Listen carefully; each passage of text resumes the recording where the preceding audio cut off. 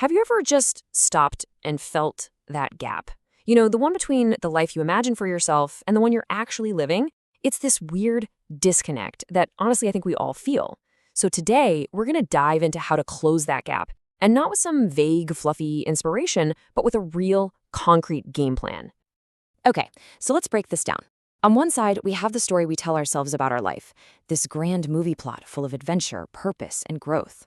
But then, there's the reality of our actual day. You wake up groggy, you get coffee, you sit in traffic, you work, you come home tired. It's just this loop, right? Routines, monotony, and a million distractions. And look, this isn't a failure, it's just normal. But man, why does it feel so unsatisfying? Well, here's a huge part of the problem. We're all living for the highlight reel. I mean, think about it. Social media, movies, they feed us this version of life that is just all peaks all the time. Everyone's on a boat or climbing a mountain or having some life-changing epiphany. And this totally warps our expectations. We start to believe that our normal days, the ones that make up 99% of our entire existence, are somehow a waste. Does any of this feel familiar? That feeling of being stuck, like you're Bill Murray in Groundhog Day, just waking up to the same exact reality over and over and over again, while the life you really want to live feels a million miles away? If that's you, you are so not alone. But what if the way out of that loop isn't what we think it is? And that brings us to this massive misconception about how change actually happens. Let's call it the motivation myth. So the typical approach is just to wait, right? We wait for that perfect quote, that bolt of lightning from the sky, that sudden surge of motivation that's finally going to kick us into gear. We binge watch self-help videos, hoping one of them has the magic secret. But how often does that flash of inspiration really show up? And more importantly, how often does it actually last? It's a terrible strategy. And this leads us to the core idea, and it's summed up perfectly in this quote. We don't think ourselves into new ways of living. We live ourselves into new ways of thinking. Just let that sink in for a second. This completely flips the script. It says that if you want to change your mindset, you have to change your actions first. Action is the cause of a new way of thinking, not the effect. So here it is. Here's the paradigm shift. We've had it all backwards. Action isn't the result of motivation. Action is the source of motivation. The very act of doing something, even something tiny, is what generates its own momentum. That's how you start to think differently. But let's be real, taking action is often hard. It can be painful, for sure. What we tend to forget, though, is that inaction, doing nothing, it has its own kind of pain. And honestly, it's way more destructive.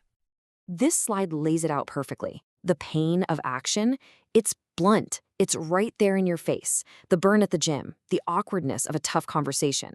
But it's short term, and it forces you to grow. The pain of inaction, though, that's a slow-burning poison.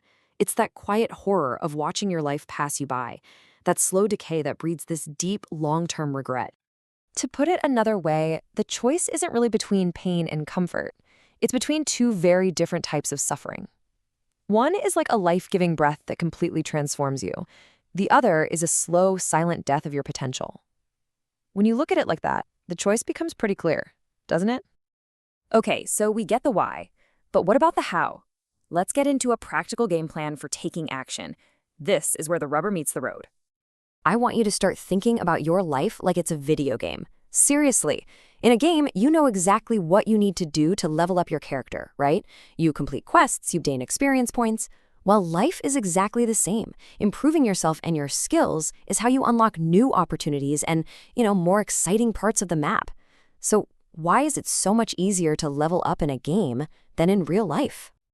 Well, this table kind of spells it out. Video games give us super clear objectives. The difficulty is pretty low, and there's basically zero risk. If you fail, you just respawn. No big deal. Real life, though, it's vague, it's hard, and it's packed with real financial and emotional risk. But, and this is the important part, look at that last row. The rewards in life are deep, they're meaningful, and they're long-lasting in a way that no little in-game achievement could ever be. And that's what makes the struggle worth it. So how do we make real life a game we can actually win? It comes down to a simple 3-step framework. First, master your day. Second, escape your comfort zone. And third, engineer your environment. Okay, step 1, master the day. Look, life isn't this giant, overwhelming thing. It's lived in these little 16-hour chunks, assuming you get your 8 hours of sleep. That is a very manageable block of time to work with. So instead of stressing about changing your entire life, just focus on winning this one day. Number 2, escape your comfort zone. The dynamic here is super simple. Everything inside that circle is easy, it's familiar. But if you stay there, that circle actually shrinks over time, and it limits what you're capable of. Everything outside that circle is hard, it's uncomfortable, but it's where you build strength. Stepping out, even just a little bit, is the only way to keep your world from getting smaller and smaller. And number 3, engineer your environment. This is all about making action the path of least resistance. You gotta eliminate your back doors. Turn off your phone, move the gaming console out of your room, whatever it is. When your only 2 options are being bored or doing the thing you're supposed to do, suddenly that task becomes a whole lot more appealing. This is about being proactive, not reactive, and making productivity the easiest choice you have. All right, so as we start to bring this all together, it really requires one last final shift in our perspective. It's about totally redefining what a successful life actually looks like day to day. See, the goal is not some flawless, Instagram-perfect highlight reel life. That's a complete fantasy. The real achievable goal is just to string together a series of good days. That's it. It's a much more grounded and, frankly, a much more empowering way to look at your life and your progress. And this, right here, this is the key takeaway. A good life is just a series of good days. It's not about these massive, sweeping changes overnight. It's about the small, consistent efforts you make every single day. But what does a good day even mean? A good day is not a perfect day, not at all.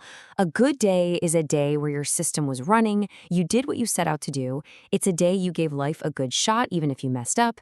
It's a day your choices were aligned with the person you want to be.